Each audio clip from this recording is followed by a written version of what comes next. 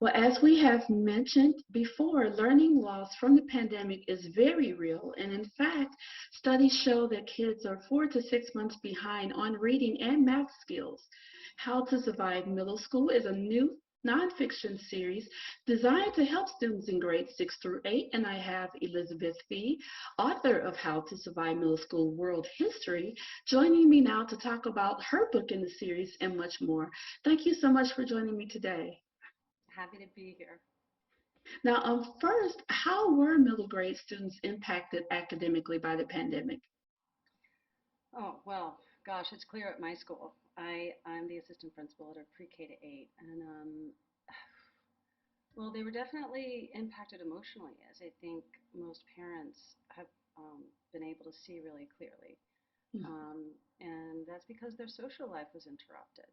Right. And at this age, they need their friends so, Mhm. so much that I guess I want to say it's like caused a kind of imbalance in them. I think that they're having to relearn how to relate socially, and they were never so great at it to begin with.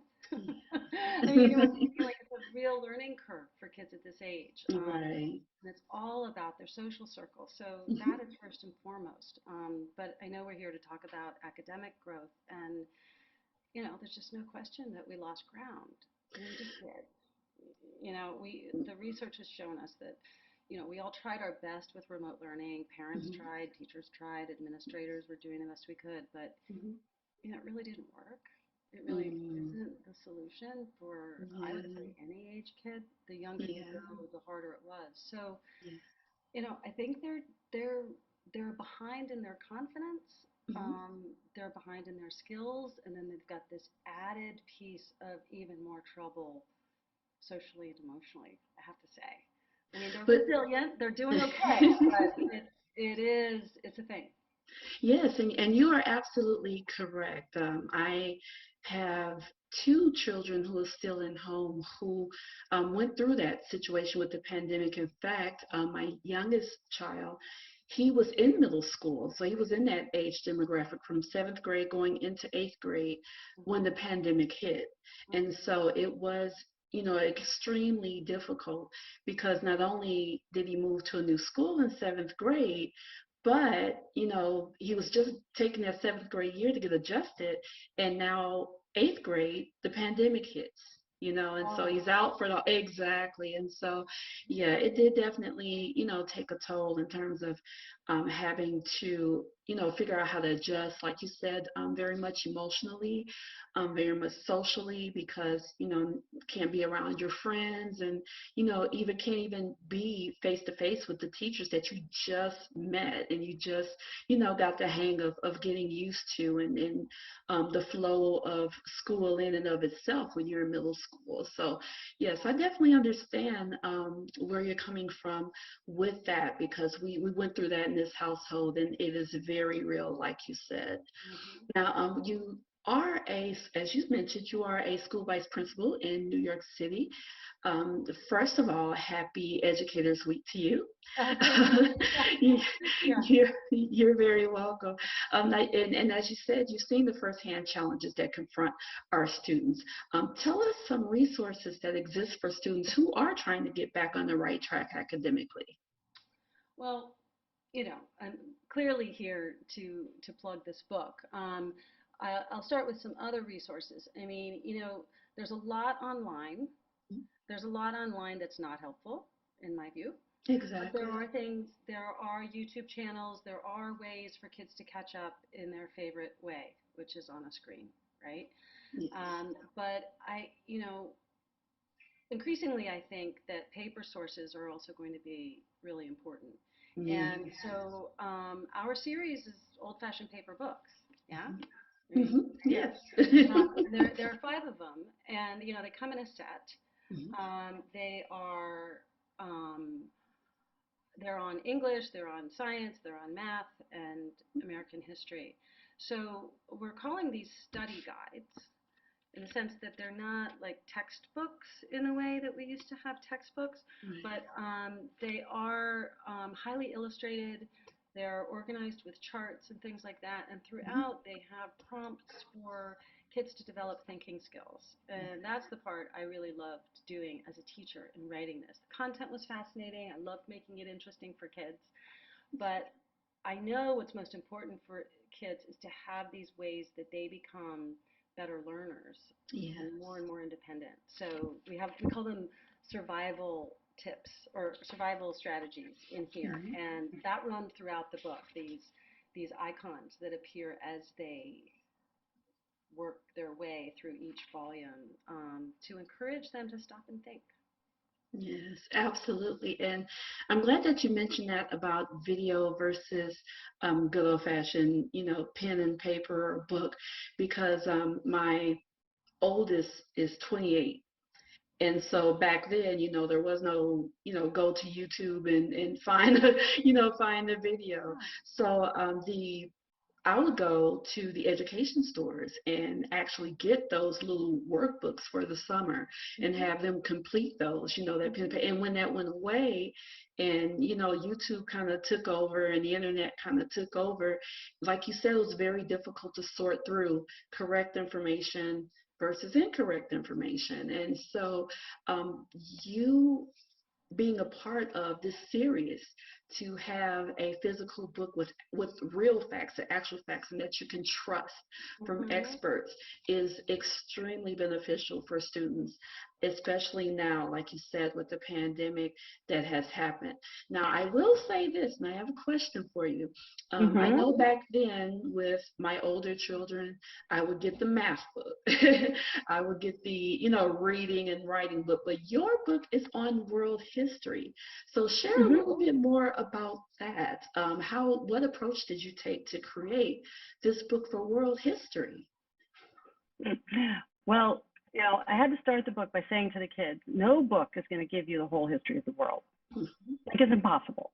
Right. And even if I did, it would still be from a point of view. And that's what you have to realize. That anything you read about history is written by a person, and they're automatically going to have a perspective on things. And I Absolutely. talk a lot about the traditional perspective, which is, for lack of a better term, is kind of a white male perspective, right? That's who was writing history. That's who was reading history. Those are the people who were controlling what history was.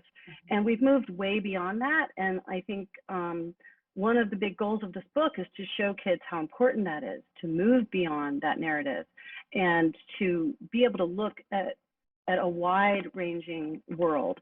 So yes, I know you used to get like the math workbooks and this and that, and it's very cut and dried, like fill in the answer here, Exactly. right? Exactly. I would say this book, it's clearly laid out, Mhm. like it's full of lots of illustrations, and we've used charts, and there's lots of white space, so it's not too dense for kids.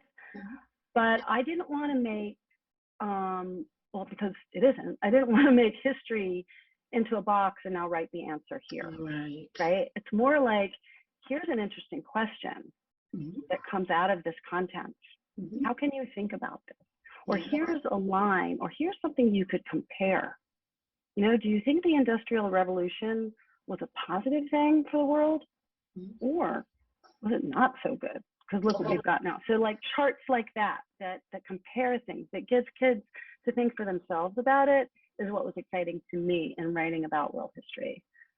Yes, and I love that creativity that you shared, that you put into writing that book, and that's why I wanted to ask you that question because as Mm-hmm. you said, it does. It takes a very unique and different approach, than the standard math or the standard reading book in order to create something for world history that's engaging, especially to that age demographic. So I actually have a copy of the book. I went through it. You did a wonderful job with it.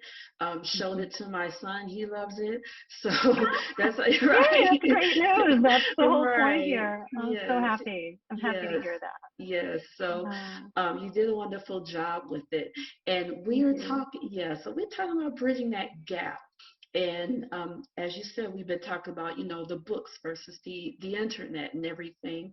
Let us know, or let parents know, because of course I know and you know, Mm-hmm. but let other parents know who, those parents who may just be, go Google it or go to YouTube or here's a link.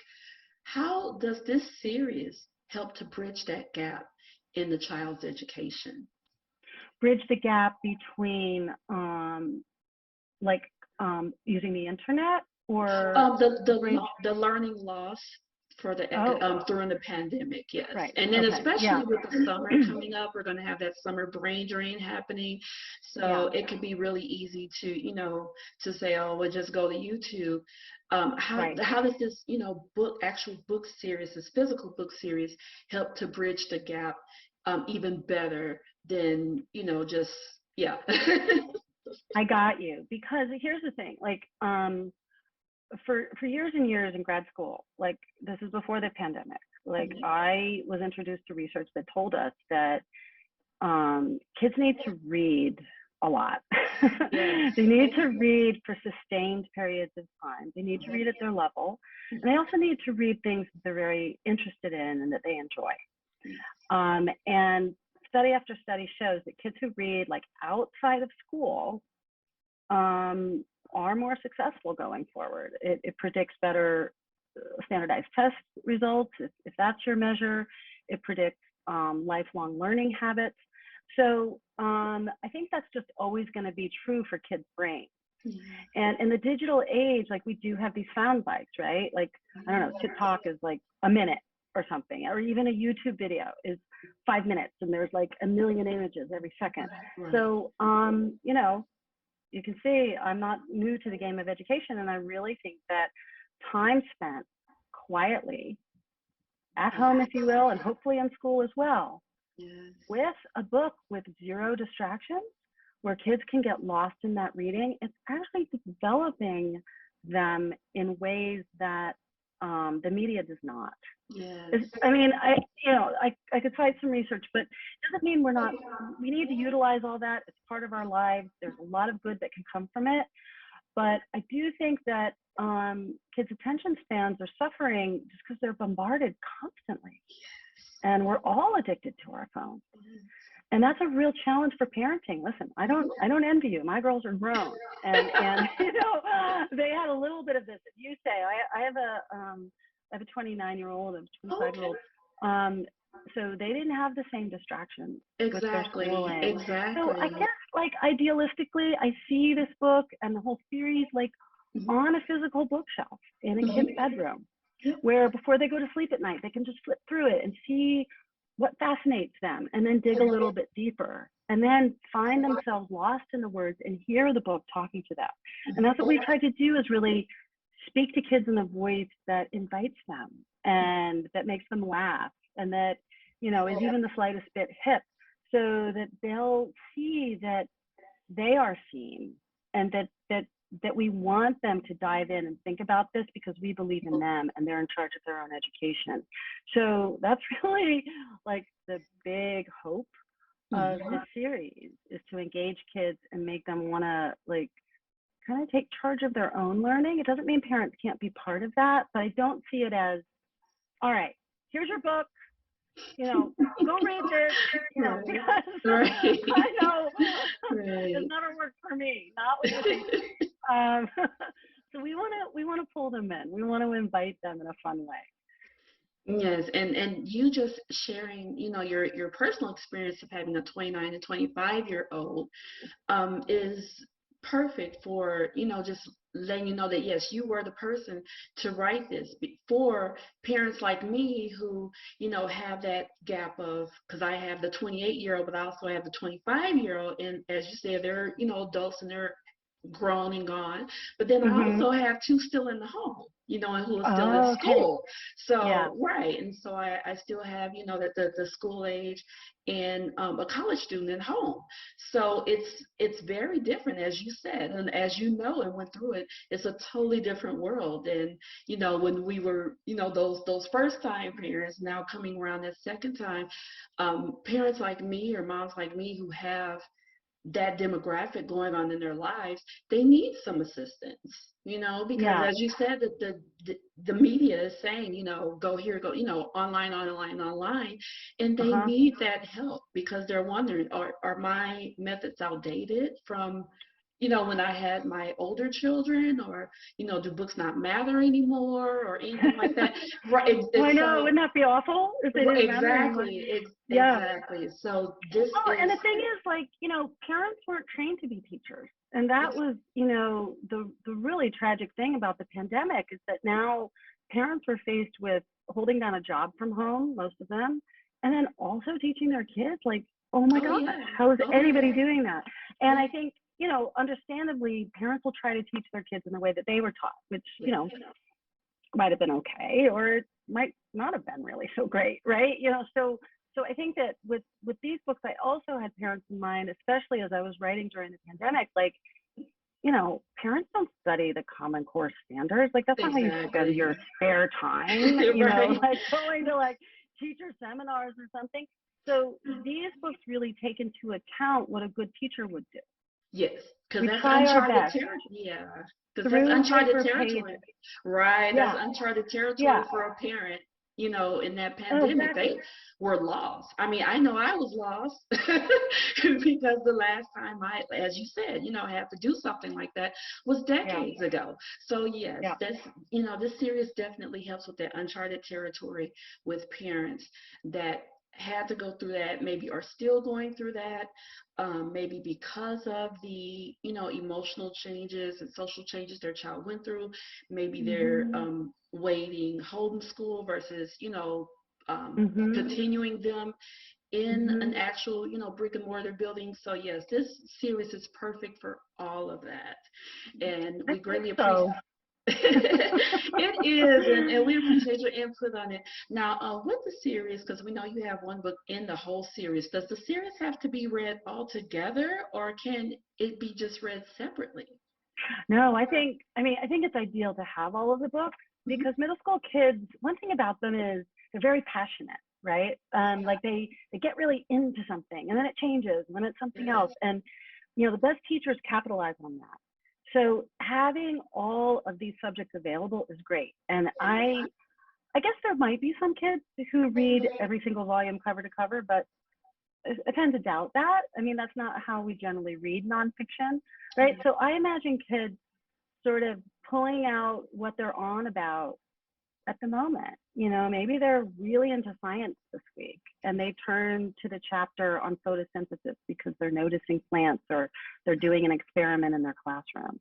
Or maybe they see a movie, about Attila the Hun, and they really get into that and they can turn to my chapter and learn a little bit more about him or what came before him and really understand that whole time period. There are kids who will geek out on that, but Mhm. I imagine it being read that way. Although I will say, I would love for kids to read my first chapter because it really sets up like what history is and how important it is to understand that history is changing all the time. And as I said before, it's dependent on perspective.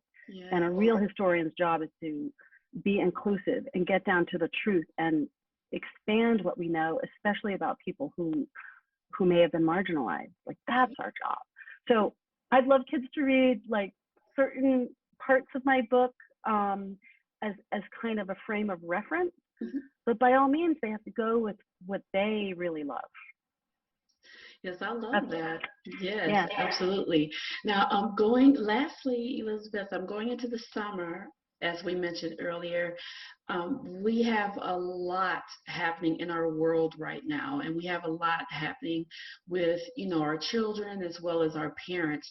What words of advice or inspiration would you like to give to not only parents who are still trying to navigate to help them, kind of help their children this summer so they can go into the new year, a little better off. But Mm. also to what advice or inspiration would you like to give to that middle grade demographic going into the summer? Mm. Oh, wow. I mean, I think the pandemic has taken a toll on people's confidence. Yeah. And I think it's important to realize what we have survived Hmm. and to congratulate ourselves and to support our children and to celebrate even the smallest success. I think that when we focus too much on the deficits we all get scared. And, fear is something that holds kids back from learning. They need to be able to take risks. They need to be able to build on their strengths. So, I mean, it sounds corny, but a positive attitude is more important than ever. And I think in the summertime, it's still important to have fun. I think we don't want to make learning a chore because life is hard enough right now. Exactly. So, to me, learning is about curiosity, which is natural in kids. Every single kid is curious, and every single kid is gifted. And if we see each of our kids is gifted, whether they're our own children or teachers in classrooms, and we meet each child where they are, and then we bring to them a summer of discovery, whether it's this book series or just a casual trip to a museum, or just being curious about why does the grass grow like that? Yeah. How? Yeah. How come that plant is over like that? Just this basic wonder about life is what drives learning for me. And I think when we get too focused on, oh my gosh, we have to catch up. You're behind. You're going into middle school. Oh my God, read this book right now. I'm going to quiz you. I feel like that's an approach that we don't need right now because there's enough stress. So it's joy in learning and support and honoring what our kids bring to this world. It's always going to be amazing. Always going to be amazing. It sure will. And that's wonderful advice. Thank you for sharing that. And I want to let everyone know that you can get How to Survive Middle School World History. That book was written by Elizabeth B. And you can get the entire series actually everywhere books are sold right now. You definitely want to get this before summer starts. As our expert has said, give your children that sense of discovery and wonder and learning as the summer goes on. And lastly, Elizabeth, tell us, where can people find you online and keep up with any new projects that you may be doing? Oh, well, that's so terrific. I've been a little late to social media. Like I said, I have a kid who's 30. So Right. I do have an Instagram account, Elizabeth MC. I'm getting it started. Okay. I'm hoping to do some remote work with kids here from New York City with the book, and I may have future projects. There's also an Instagram page at Random House Kids where they can find out more about the series. So yeah, I'm going to be making my entree into social media and hopefully meeting more and more kids because I totally believe in them. And Yes, I think yes, they're going to benefit. Yeah. they will, and they need that inspiration from you. And thank you Yeah. so much for joining me today. Thank you for sharing everything that Oh, you shared today. Thank you for your contribution to the How to Survive Middle School series. And we will be looking out for you on your social media Instagram account. We're going to put your link below. And just okay. have a wonderful rest of the week. Have a wonderful summer as well. Thank you for all you do for our kids. Oh, terrific, Makiba. I really loved being here. Thank you. I like your t-shirt. Oh, thank you. Thank you so much.